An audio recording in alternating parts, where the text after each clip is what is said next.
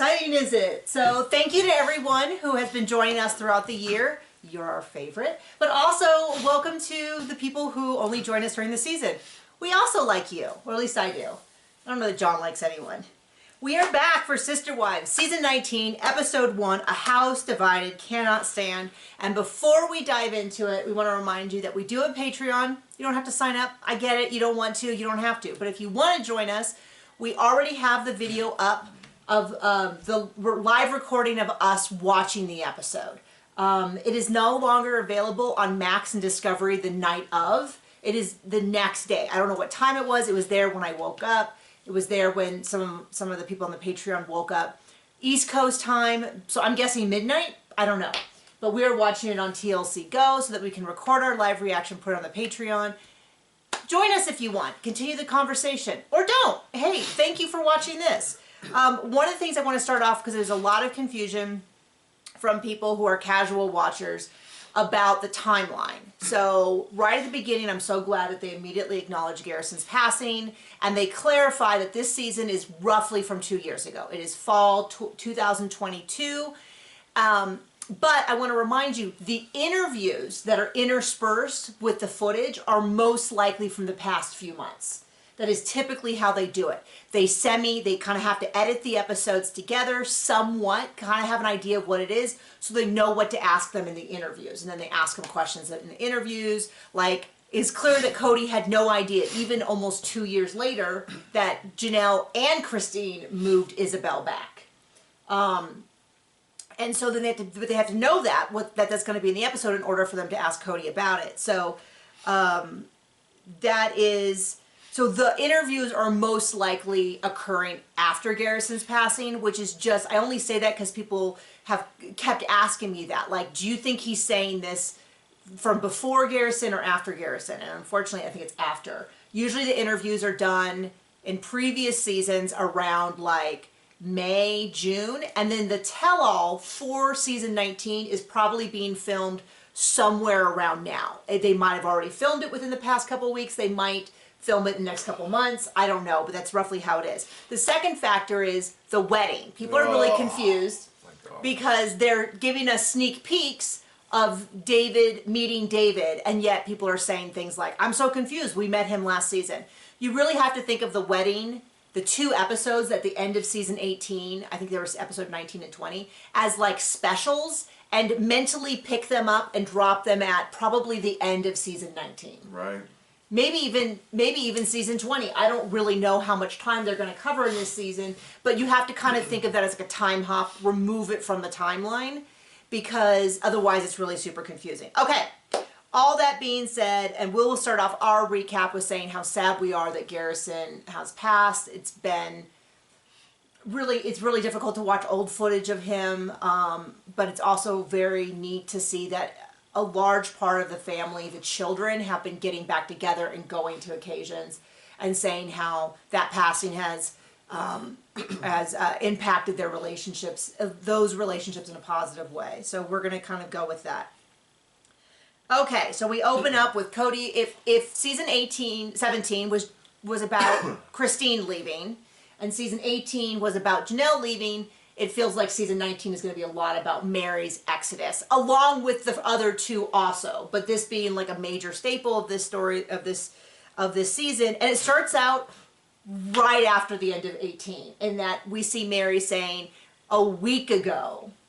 Now, we don't know if all of these events are concurrent. They might have scooted around the dates of some of these, because what we mostly see are a couple of different events. One being the baby sprinkle, which we will talk about, Meri talking to her friend Brandy, and a little bit of Isabel moving back.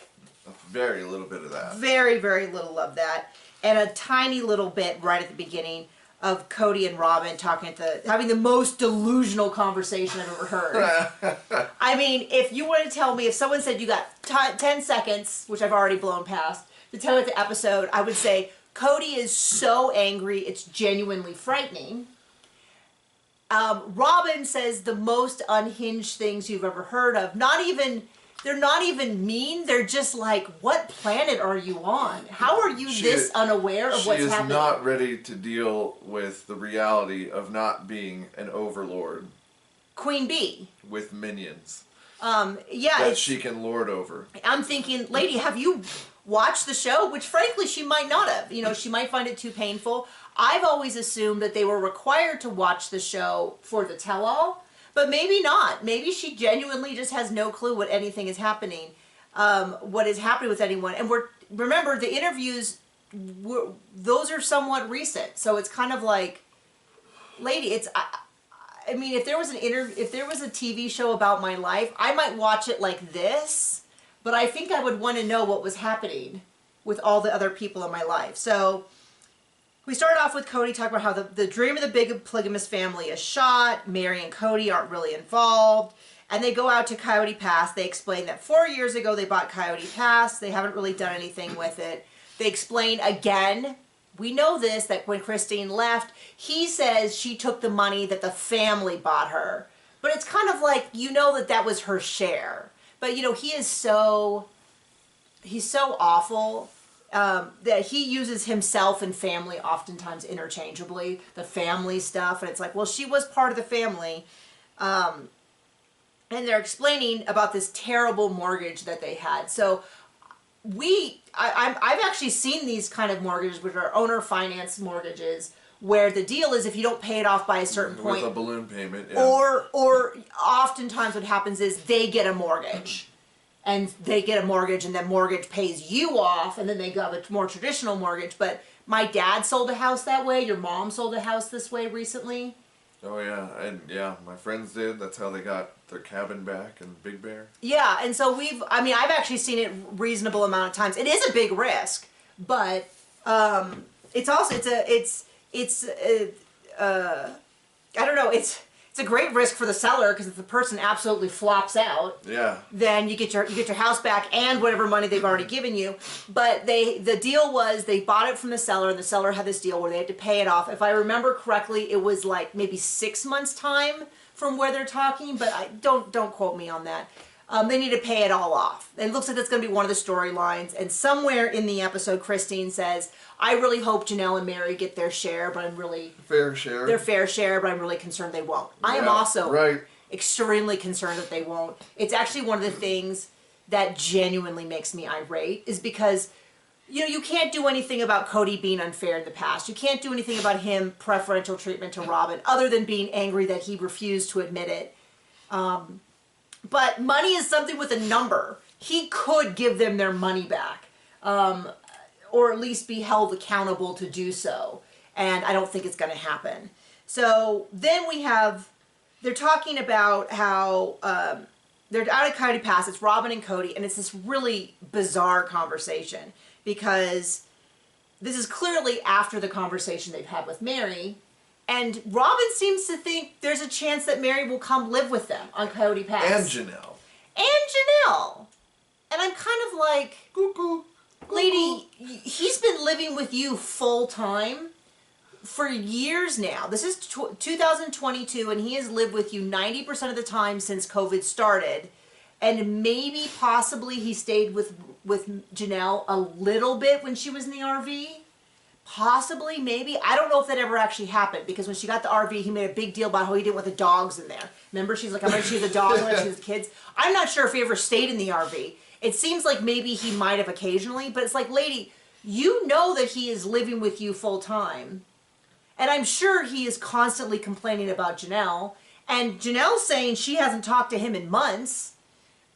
I don't know what to tell you. The fact that she is saying, you know, I go to bed at night and I still picture Janelle's house and Meri's house every night. I'm like, you know, she's really against therapy, but if there's anyone on earth who needs therapy, it's these two right here. I think everyone should be in therapy.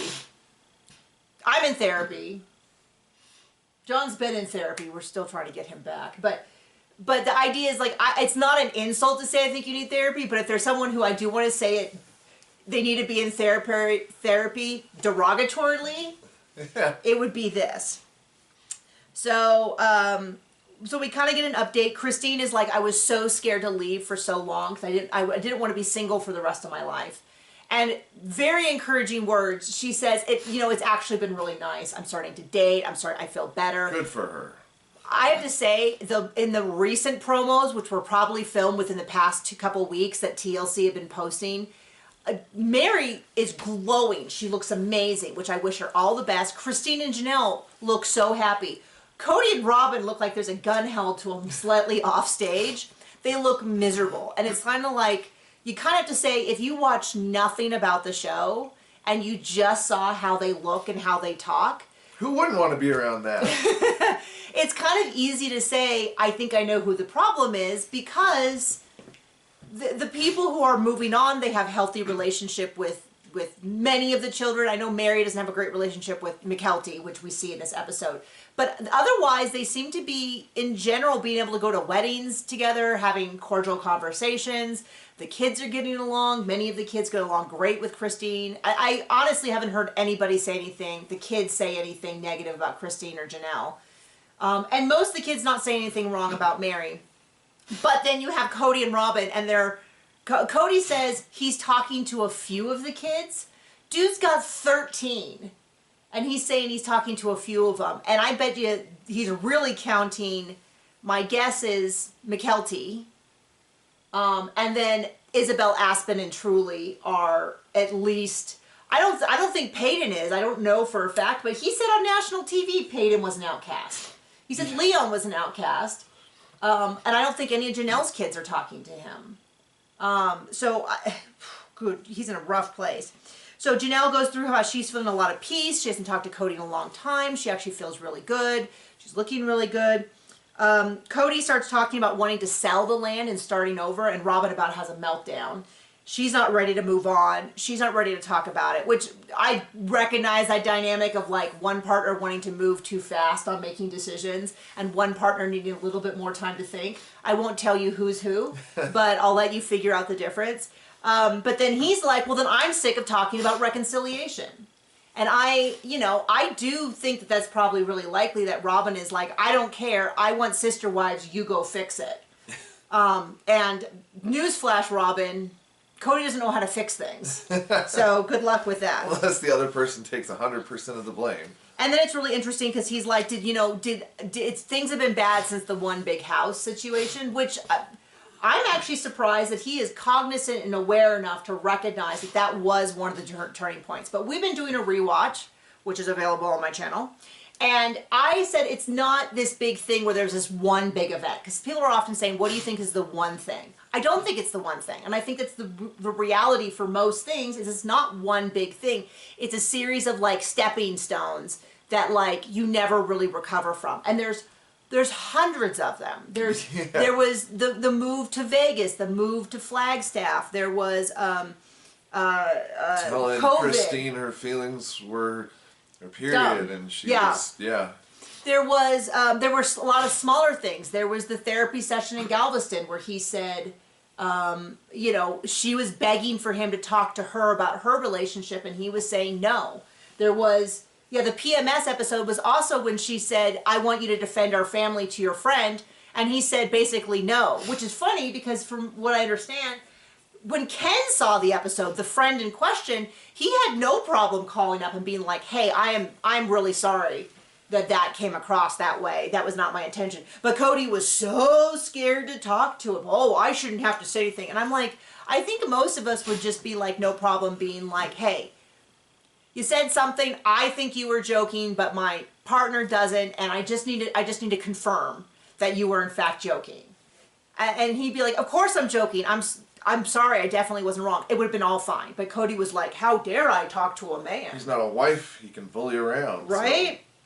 So so he admits that it's probably the one big home thing. He's like, I feel like it turned everybody else, including myself, against this idea of the family. The one big home thing was one of those factors because it was this everybody else knew he only had one real marriage, and nobody wanted to see that. Yeah, and by the way, if you forget, Robyn didn't say anything, Meri didn't say anything, Janelle was for it, Christine was against it. Because I've seen people say things like Meri was for it or against it, and she flat out said in the interview process, which is like, I'm holding back on my opinion. And I think Robyn was against it, but Robyn was also you know, she didn't want to give up that big, huge mansion to move into a condo, Right. essentially. Right. You know, but she didn't have to because Christine was the only one being, well, I shouldn't say the only one. Janelle was also being really honest. I think Meri knew she didn't get a vote, but she was hoping that she could hit.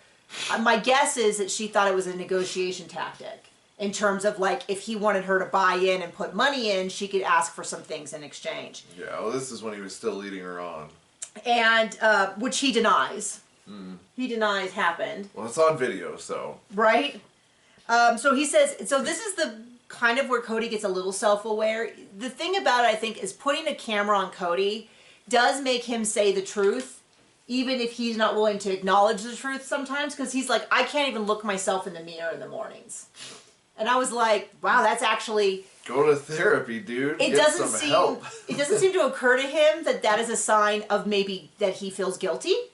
He doesn't seem to have enough, like my son is just learning about emotions. Thank you, Inside Out and Sesame Street and stuff. And he will say things like, I feel bad inside. And I'm like, you know, because he had a bad day or he got in trouble with his teacher, or this weekend when he was sick and he's like, I feel unhappy. And I'm like, buddy, you're sick. When you feel sick, you also, it makes your emotions feel unhappy too because your body hurts.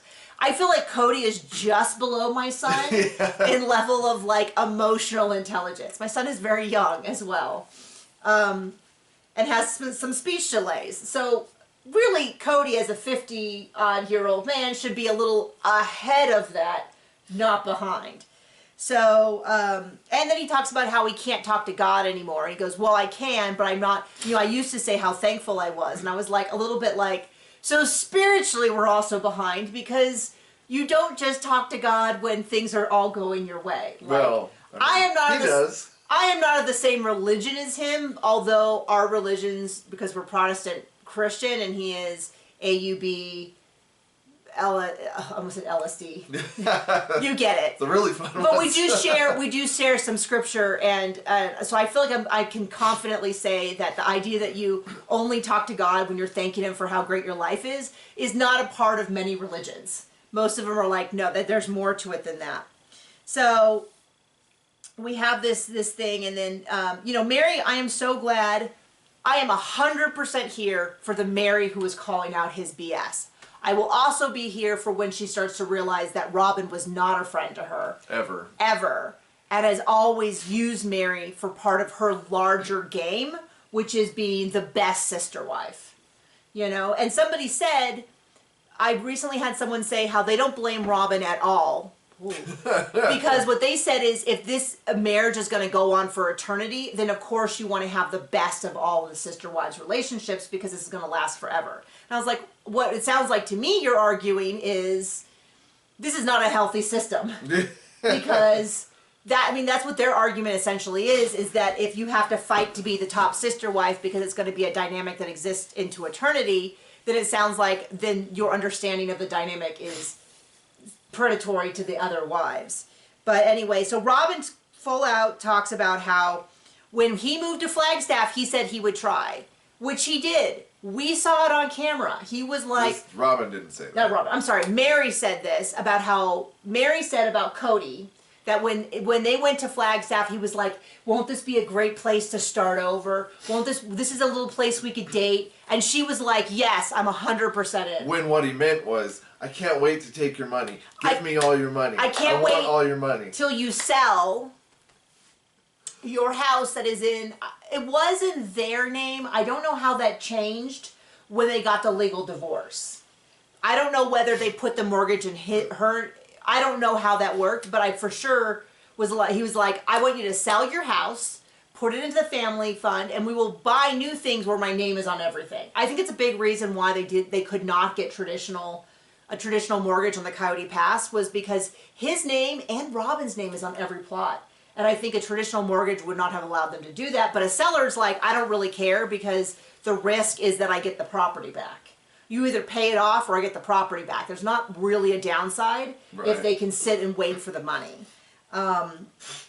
So I'm glad that she calls it. And then he's like, oh, well, if I told her, you know, I really meant that. Yeah, right.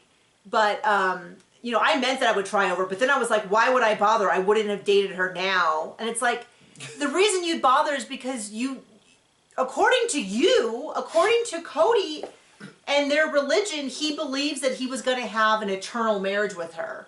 So yeah, that's why you do it, because you're already in a relationship. You have a child together. This is like taking that, like, don't throw good money after bad to an extreme and be like, well, I don't like her now. So he fully admits he was lying about it, but he justifies it because he didn't feel like it. And it's like, oh, which is so common for what he does. Do you have any thoughts you want to add? You're particularly quiet today. It's rainy. It's drizzly. I'm tired. I think I'm getting sick, like our kid. So, yeah, okay. Well, then, taking that into account, we'll just continue the rest of the interview like this, the recap like this. Which is part of the reason why I don't necessarily know that I believe that he believes in his religion anymore, and hasn't for a long time. Because he's not acting like someone who is going to be tied to Meri for the rest of his life. He is acting like someone... I don't know. Maybe he did believe or he's just dumb. But it does seem just a convenient excuse to get his way. Yeah, so Robyn's still talking about how Meri might want to live with them. There's a whole big thing from Janelle about how she's like, you know what? Once he was done with my kids and dealing with my kids, there's really no reason to stay. She is so...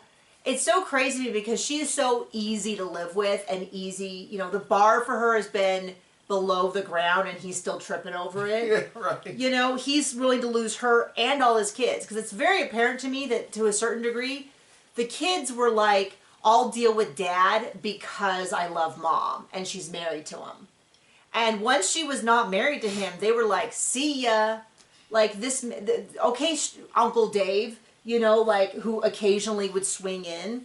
My notes are so awful even by my standards. And then she, you know. Do they move the kid yet? And Meri is totally here for like cussing, for cursing in her videos. I am 100% in her interviews. I'm totally here for it. She is done with them. I'm happy for her. You know, she needs to start acknowledging, I am not saying that she has been blameless in this, but the fact that her and Christine have covered for him for so many years and have stopped. Janelle didn't really cover for him, but she didn't say things one way or the other. But Christine and Meri were like, especially Christine, were like covering his blame. And Meri was oftentimes like, Cody would be awful to Christine. Christine would go to Meri. Meri would say it's all your fault. Christine would go and apologize. And we saw this dynamic multiple times in huge ways throughout the seasons. Yeah. And Meri was also like, you know, I'm glad that she reminds us that she started this family with Cody. And Cody just likes to pretend that it's his family.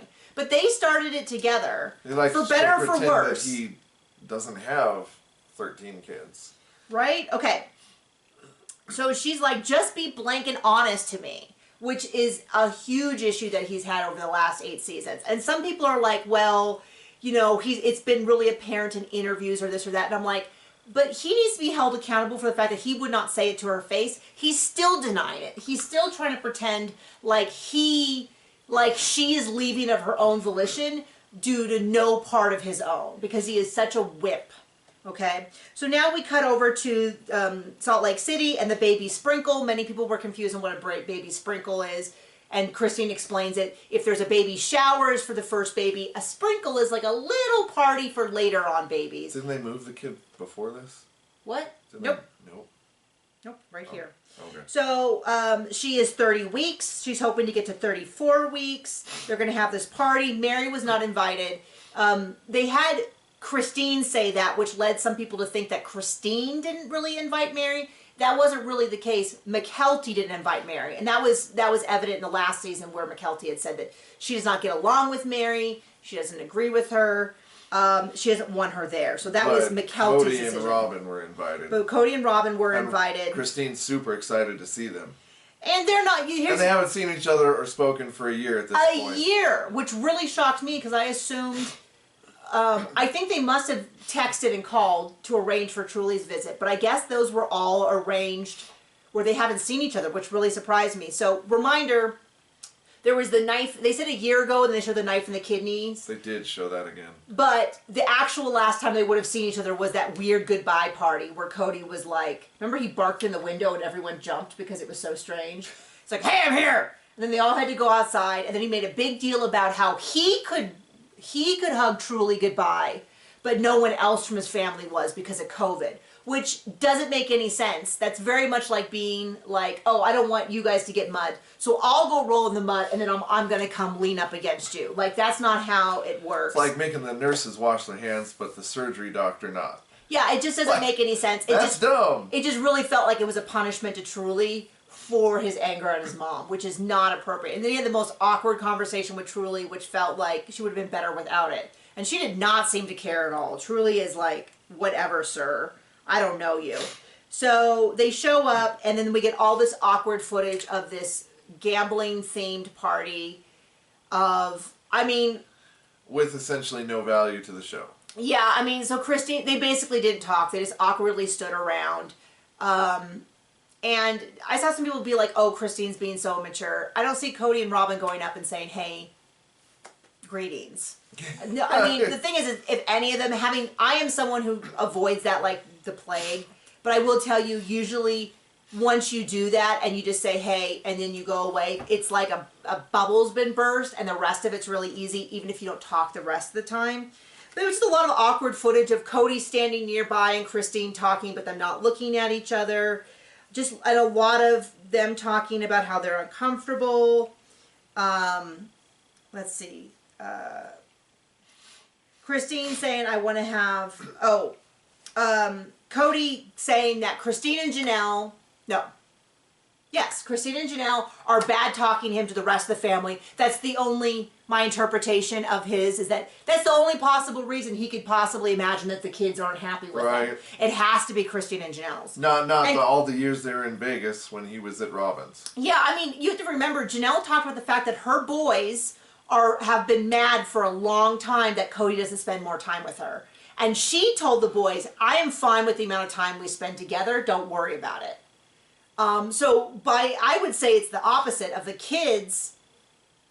I'd say Janelle is more influenced by her kids not liking Cody than her kids being influenced by Janelle leaving him. Does that make sense? I think it's a fair way to put it.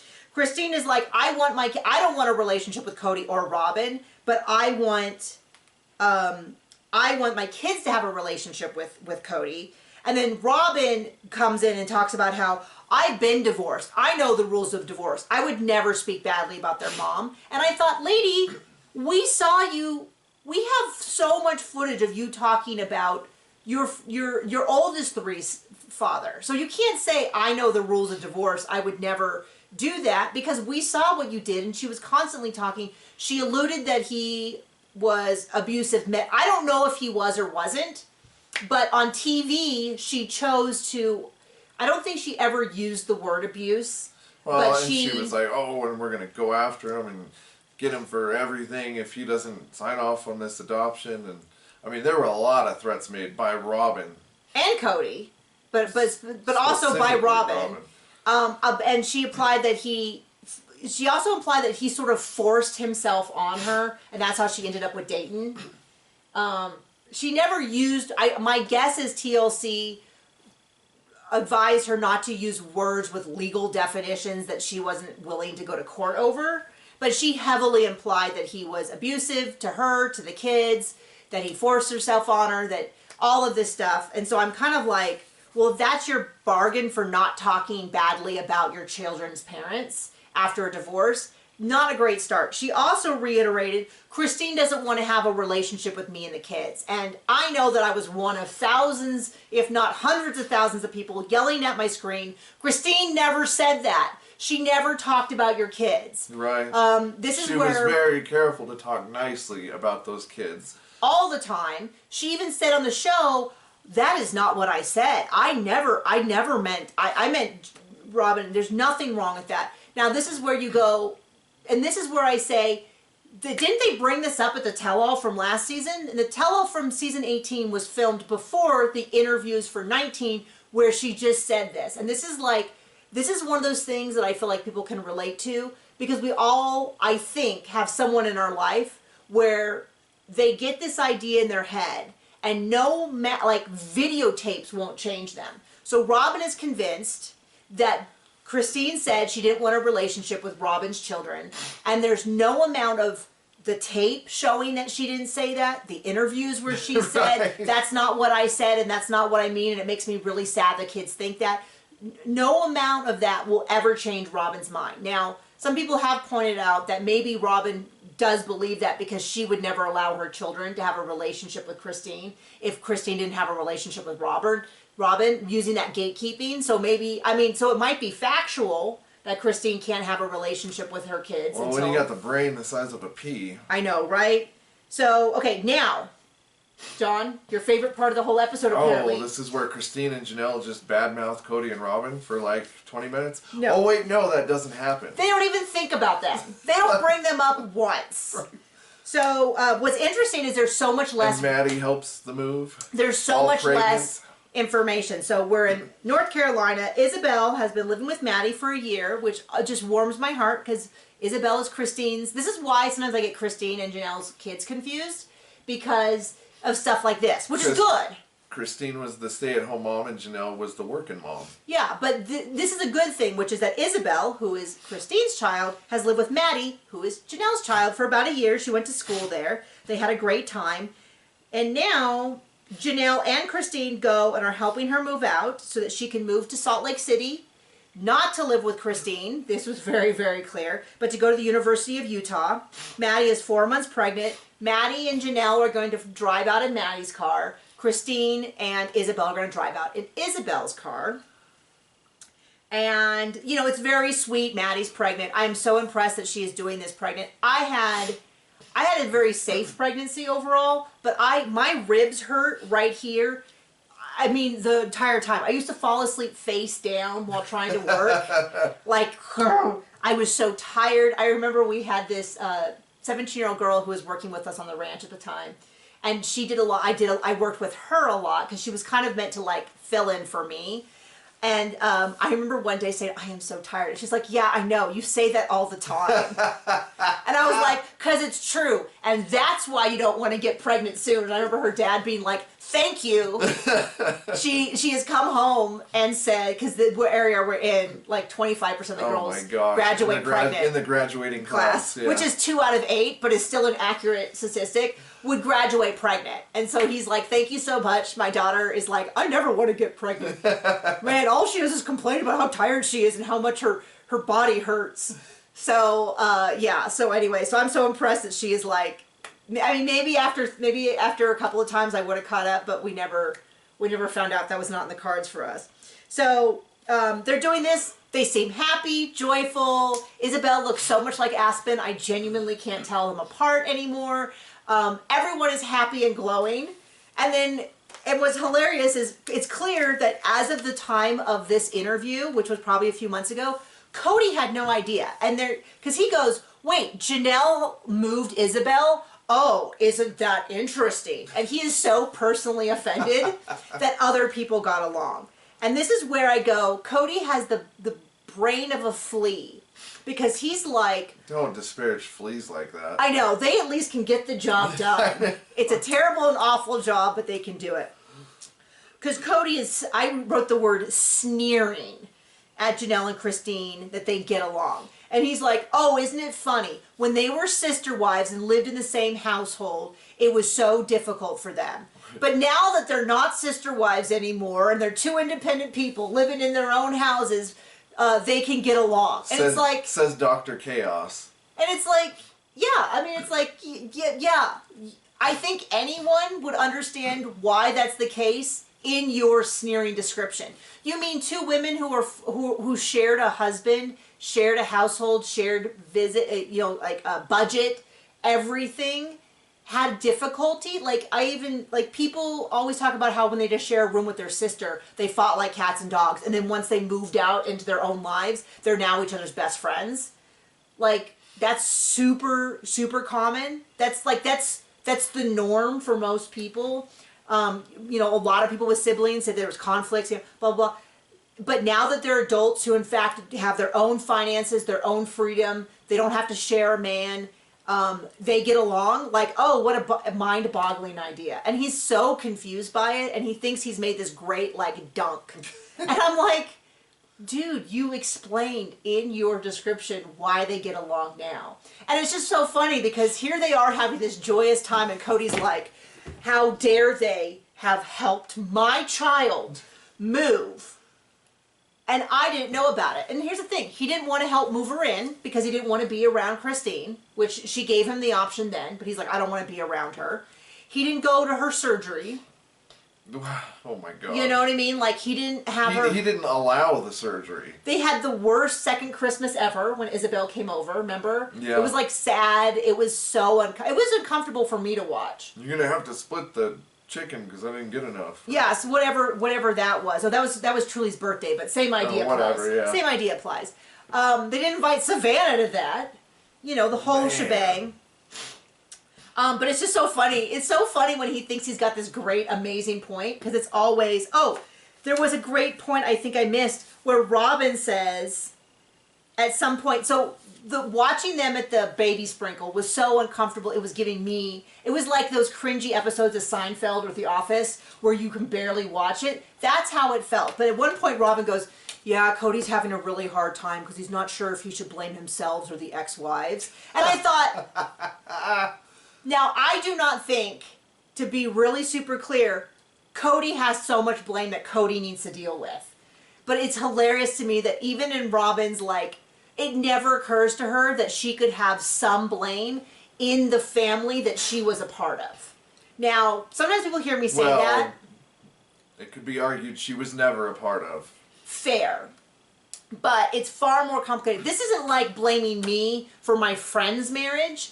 They all always claimed it's this wheel, and there's all these spokes. And, you know, Cody's in the center, which, you know, he loves that analogy. And the family's around it, and they're the spokes. And it's like, yeah, if you got one wobbly spoke, it's going to affect everyone else. If the other spokes are reaching out and slapping the other ones. So, yeah, what do you do when the hub's bad? throw the whole thing out and start over. No, but the idea is when I say that Robyn holds responsibility, it's not me by any means saying that Cody then has less responsibility. I view it this way. I'm going to get a little religious. When you stand before God and God says, this is your behavior and you're going to be accountable, Robyn has a lot to be accountable for. Cody also, but he doesn't go, okay, then we're taking some off of Cody's pot. Cody is still 100%, it's not a pie where we're trying to figure out what percentage each person gets. It's each one of them had their full pie of their behaviors. And Robyn has had some behaviors that were absolutely antagonistic. She joined a family where she agreed that she was going to make sacrifices for her sister wives' family, and she did not uphold that promise.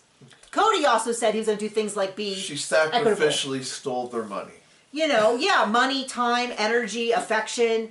She was always whispering in your ear. Now, he could have, I mean, if he was a real man, he would have said, you need to cut this out or I cannot keep you in the family because you are sabotaging my other relationships. But, you know, we know that when it comes to real manhood, Cody doesn't know anything about it. Oh. Okay. So then we cut over to sort of our third storyline of the episode, which is Meri talking to Brandy in Las Vegas about her breakup. It was very much a scripted conversation. I mean, it really was. And I really needed more energy from the friend. I really needed the friend to be like, that dirtbag, let's go, I don't know, poop bomb his house. I don't know what you do that's like not genuinely. Call him and yell at him, I think she said. I mean, it was not the energy I wanted from Meri in the interviews, the energy I want. I want her being like, he's going to be so mad when he hears this and I don't care. That's the energy I want. Where this felt a little bit more reserved. So she sits down and we get the basics of it kind of bounces back and forth, so my notes are a little hard to read. So she tells Brandy, hey, I'm done. I'm done. And she's like, I'm really glad to hear that. And I was like, oh, okay. I didn't like the instant fireworks, like the fire poppers. Like I needed more energy here. And then we hear back from almost immediately. There's a 3-day drive from the Carolinas to Salt Lake City. They're going to go over to McKelty's house to talk about stuff. And we get that Maddie is not currently talking to Cody or Robyn. And they basically, it wasn't super clear because basically what it said is that Janelle has said, if you want to be in my life, you need to be a little bit more consistent. I remember Maddie said that. What did I say, Janelle? Yeah. Oh, I'm sorry. Janelle said about Maddie, because Maddie didn't speak directly to this. But what Janelle said was that Maddie has said that if Cody wants to be in her life, she needs to be a little bit more consistent. Somewhere Maddie said, and I can't remember where it was that it was about him being also a grandfather. Like him not being real consistent with the kids. And I can understand that. I mean, we've all been in these relationships where my thing is that Cody has always relied on his wives to manage his relationships with the kids. And the wives are not doing that anymore because they no longer have a relationship with him. And the kids are like, hey, Dad, if you're not going to call on birthdays, I'm guessing it has something to do with the grandkids. That he used to have a good relationship with them and then he didn't, and the kids were really hurt by that. And Maddie was like, if you're going to hurt my kids, you're done. I wish I knew, but I try to respect the fact that Maddie is not paid to be on the show, and so I always want to respect the kids when they show healthy boundaries. But the nosy bee inside of me is dying like, Maddie, if you need us to pay you out straight and just pay you for it to do the interviews, like we can arrange that. But I also respect that maybe she doesn't want information about her family to be public. So then we cut over to Cody, and they ask Cody, do you want to talk about Maddie? And he goes, no comment. I'm not going to talk on it. And then Robyn comes in with saying, I don't understand it. I don't understand why he's not trying to hold up relationships with his kids. Well, and they're not doing anything either. It's like, yeah, they're the kids. I could do an hour on just those two statements. So first thing I want to say about Cody is, people are mad because he's being allowed to not answer the questions. I agree, but I'm going to say I am so glad they're including his refusal to answer in the show. Right. 1000% the right choice to include that. My question is... I feel like any other job, you go, oh, you're not going to do the work? You don't get the pay. I mean, it's definitely going to be, from what I've heard, this is the last season on their old contract. I have no proof of that. But regardless, if they negotiate for a new season... I'd like him to lower his pay. If him and Robyn aren't gonna answer questions and do the kind of filming they want, then give him half of that. Or less. Or make him agree to talk about stuff. I don't know. I mean, I think combined, Cody and Robyn are providing one person worth of information. Maybe. That's generous. Maybe. Okay. So my question is, has he always refused questions and they just previously haven't shown him refusing questions? That would not surprise me in the least bit. Or is him refusing to answer questions a new phenomenon in the last, say, season or so? Because we had several refusals last season from both Cody and Robyn. Yep. And I am 1000% glad that they include that. I do wish that they said, Cody, this is part of your job. You know, it's within the range of the show. At least sometimes. Like maybe talking about Maddie, he could make the argument of like, I don't want to say anything that's going to make it worse or anything like that. I get that, but you know, last season he wouldn't look at certain footage, he wouldn't talk about certain footage, and it's like, well, that is very well within the reins of the show. So that's my first beef. Second beef is Robyn is out of her mind. Where's the beef? Robyn's out of her mind saying it should be the kid's job to reach out. So first of all, there's only so much. What Janelle already said is that Maddie is sick of reaching out and Cody not reciprocating in any way. And I have this beef with some people in my own life where you had to always call them. You know, and then, you know, they would complain about the state of their relationship and you're like, when was the last time you picked up the phone? I mean, all of that, I think that there is a certain amount of the dynamic of it is not a parent's job it's not a child's job to fight to maintain a relationship with a parent who is not holding up their half. Now, I think there is exceptions. If the parent is like Alzheimer's or dementia or something like that, then yes, you can start, the able-bodied person needs to start taking a little bit more responsibility. Right. But that is not the case here. And additionally, he has badmouthed these children on TV. Now, he did not specifically, well, he called his kids, I don't even want to repeat the word he used because I think it'd get us demonetized, and we're not that kind of channel who uses that kind of behavior about people's family members. He threatened to punch her siblings because he didn't like that they didn't get along with Janelle. He said there was only about 8 kids who got along. I assume Maddie was one of them. But he said the rest were a bunch of outcasts, and then he called them out by name. What a guy. So there are so many reasons why this is not Maddie or Gabriel or, bless his heart, Garrison's definitely not Savannah's, definitely not Truly's responsibility. And so for Robyn to say that infuriated me. I was so mad. Because at first I was like, okay, I can't, she's actually calling Cody to task, which she's been doing a lot. Don't buy this whole, oh, Robyn's submissive and that's why he likes her. No. He just has this different set of rules for her. Yeah. So then they have McKelty, who is clearly wearing a fake belly. They did this last season too. She looks great. This is not a criticism, but she is so clearly not pregnant anymore. I mean, you compare pregnant McKelty to the woman in the interview, and this is clearly not the same pregnant woman. So them putting on, I don't know why they just don't admit that these are filmed later. They do, but I'll tell you what, that is an industry standard. You see that a lot. That's why they have, at least on a lot of shows, they'll have an interview outfit that they wear for every interview so they can move stuff around because they don't want it to be too apparent. Okay. So they explain, why did Maddie drive all the way out with Janelle, which I also was confused by when they said Maddie was going to drive all the way out from the Carolinas to Salt Lake. Why is she doing this? Well, they're doing it because not only are they there for a wedding, which I assume is Logan's, which is coming up, not only to help Isabel, but also because they're going to swing up to Montana, I assume, on the way back and look at some property because they want to get big piece of property and build, which is our dream as well. I mean, in Montana. Well, in general, but that's why we looked at places we could get a bigger piece of property, we could have some space, all of that. Very common dream is to have a bigger piece of property, and Janelle is thinking of moving with them. In real life, we know that recently they bought like 200 acres. Who's they? I think Madison's family and Janelle. Remember I showed you that? In North Carolina, right? In North Carolina.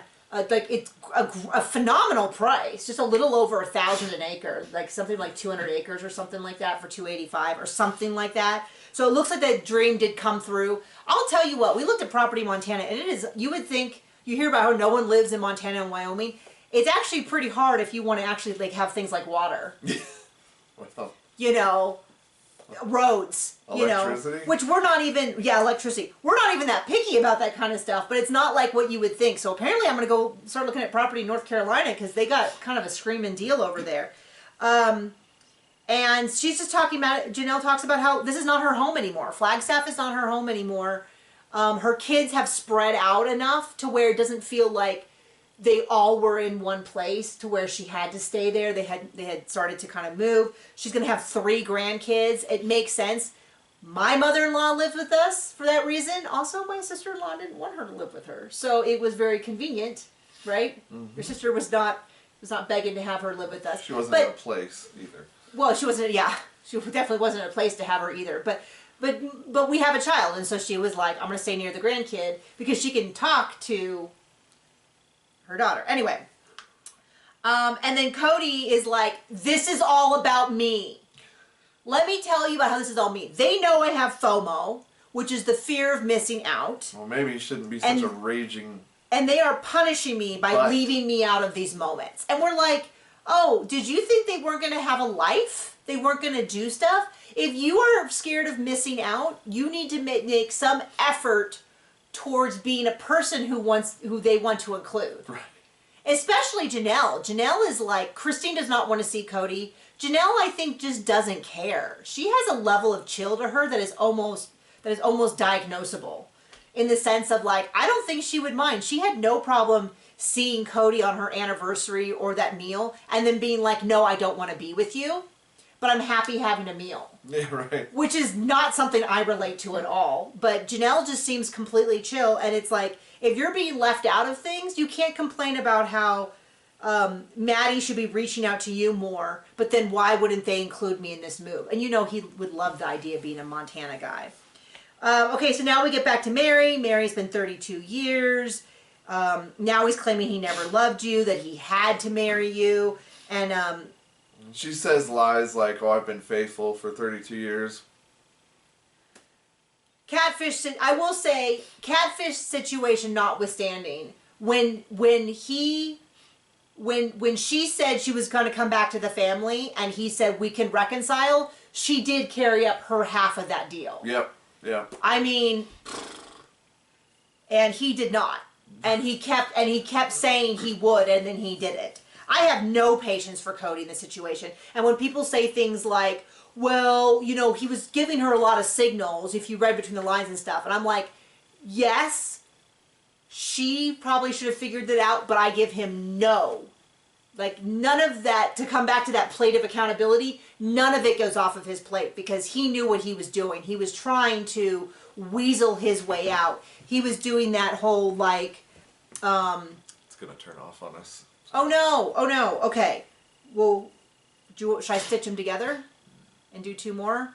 Okay, because we have a lot left. Oh, gee. So, okay, we'll just go until it breaks up and then we'll do it.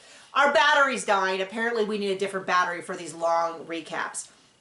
So she's going on about that he's lying to himself. He's like, oh, Meri has these little accusations. And we're like, the show has these accusations. There's footage to back this up. That is absolutely what has happened. Well, him and Robyn don't live in a thing called reality. And Meri's like, we started this family, and now he wants to throw it away because Robyn was 10, 12 when that happened. Like, she makes some really deep accusations about this idea that he wants to somehow pretend that he started this family alone. Right.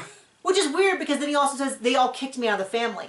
You gave them an ultimatum, me or the rest of the family, and as people left, they said, I'm unwilling to make that choice, and Cody said, fine, then you're out. And then after everyone was kicked out, he was suddenly like, well, why am I here alone?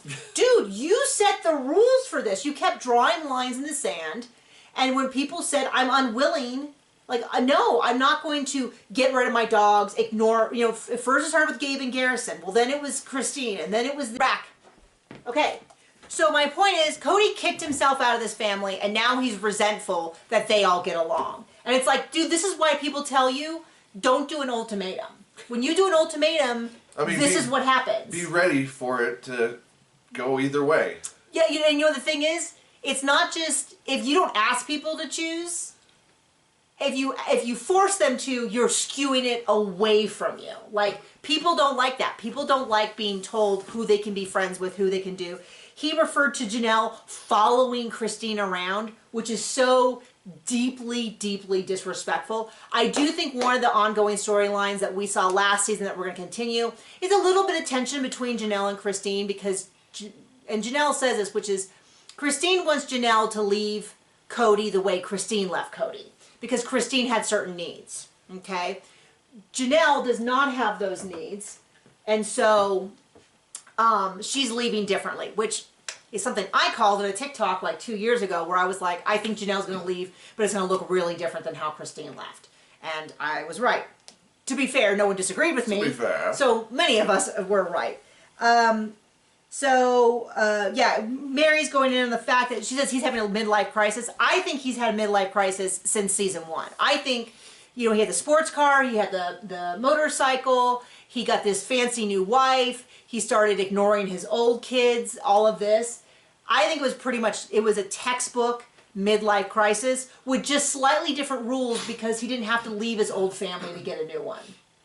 And I think that's continued. I think he's unraveled. I actually asked my therapist last week, I'm like, I need you to find a term for when it's not a genetic thing, but somebody unravels because of the poor, because they just choose, they no longer want to be a good person. They no longer want to make sacrifices. They no longer, or maybe they never did. And people, they were spoiled. I mean, I think it's just spoiled. But I was like, this idea, and I didn't, to be clear, I didn't ask this because of Sister Wives. It was an unrelated factor, but it applies here. I don't need people to think I'm going to a therapist just to decode Sister Wives and my feelings about it.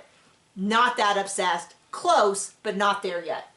No, but I was like, when you see these people who you go, it's maybe it has a genetic factor, maybe there's undiagnosed things, which would not surprise me with Cody, that he has some things that are narcissist, diagnosable, but it's not just that. It's also he got into the manosphere, which is not a healthy place for people, especially for people. I never hear of anybody being like, man, my father is such a better person since he got into the manosphere. He's having healthier relationships.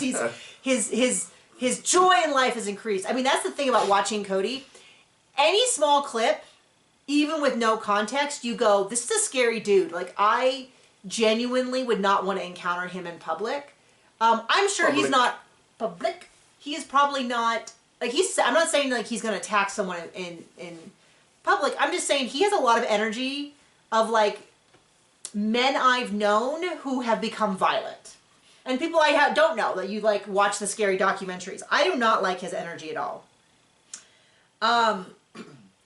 And then the friend is like, oh, you were probably comforting Robyn during this, which kind of makes me think that maybe this person, during Meri's breakup, she was saying, the friend was saying, it must have been really hard on Robyn. You were probably comforting Robyn, which makes me think she already knew that story because it was too dead on. But if it was a genuine prediction, then that is a sign that whatever we've seen about how Robyn centers everything on herself is so extreme that even people not involved in the situation can now guess how she's behaving. Because it was wildly inappropriate for Robyn to make Meri's breakup about Robyn and how it affected Robyn. We knew she would.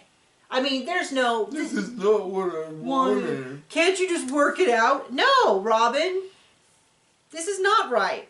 And then I guess Cody's now saying that polygamy is not fair to women. But then I guess he's now telling Meri it's not fair. Polygamy is not fair to women. Which I have also heard him say in an interview he did on YouTube. Didn't he follow it up by, and it's not fair to me. Yeah, immediately makes it about how it's even more unfair to him, which he has always relished talking about how difficult his life is. And in fact, the wives supported that. Whenever they would say, they'd always be like, oh, but it's so hard on him. It's so hard on him. He has so much responsibility. He has so much to do here. And he really bought that hook, line, and sinker. And somehow he also had no responsibility because, he wasn't there. And she's talking about the fact that for 10 or 11 years, he's basically been neglecting her, which is almost the whole length of the show. I mean, basically, it's the whole length of the show because we've been recapping for 10 years. Our anniversary just came up of that. The show is 2 years delayed, so that's 12 years since we started. And that was like... And she said this in 22. And she said this in 22, and because they used to do double seasons, so it hasn't been 19 years. It's probably been more like 14 years. And if she said it 2 years ago, we're talking about basically from the beginning of the show, within a year or two, depending on what she's talking about. Well, she didn't say this. She said this recently, but about footage from 2 years ago. So this is where Christine says, Meri's like, I need to get, well, she says two things. She wants to get the spiritual release from the church, which I am so excited to learn more about. One of the things that was promised by the show. Yeah, we're probably never going to hear about it. Well, one of the things that we were promised by the show when they pitched it to us originally was that we were going to learn about religiously why they do polygamy. And that was something in the early seasons we got kind of a lot of. But then they've really underplayed the religious aspects of why they do polygamy. And I really want to understand the release. I want to understand what she's going to tell them. I want to hear what the church has to say. I definitely want to hear the church say, Cody is a crap polygamy father. He has failed these women. Every one of them deserve a release. Hand him out like candy and be like, no, this is 100. I want them to give a verdict that his family has to hear that he did wrong by Meri. I would prefer to see that church go, yeah, we have nothing to do with these people. They've done their own thing. Well, whatever. So she's going to get a release from the church. She also says she wants her fair share of Coyote Pass. Christine says what we're thinking, which is I really want Meri and Janelle to get their fair share. I don't think they're going to get it, unfortunately, which is very much what I think as well. And then in the preview, Janelle's like, I'm going to have to lawyer up. I doubt she does, but I hope she does. I hope she does. I really want that, but I doubt it actually happens. And then Christine says, I love my life, And I would want the same for Janelle and Meri. And whatever problems Janelle, Meri, and Christine have for each other, at least Christine has always wanted the best for Meri. I think Janelle is like, hey, I want her to have the best, but I want nothing to do with it. Meri is a little hit and go. Meri was really cruel when Christine was leaving. The stuff that she said about Christine was, I thought, really unkind. But I think they're sort of willing to be like, okay, we're just going to pretend it didn't happen and just move on with, like, not burning more bridges. As I think Christine wants to have a relationship with Leon, and Meri would like to have a relationship with the kids that she has a relationship with. What does that say? Brandy. I was like, who's B? Brandy says, I think you're letting Cody off too easy. I 100% agree. So, I'm excited about the season. Are you excited about the season? We'll see. Okay, I want to add one little note about our semi-matching shirts. Since last season, my best friend's husband passed away. His name was Butch Johnson. He was a 5-time Olympian in the sport of archery. He was a 2-time medalist. Should have been 3, but that's a different story, at least in his mind. And so I went a couple weeks ago to Connecticut to be there for his celebration of life and to help my best friend through that. And so we wore these shirts, which I bought in Mystic.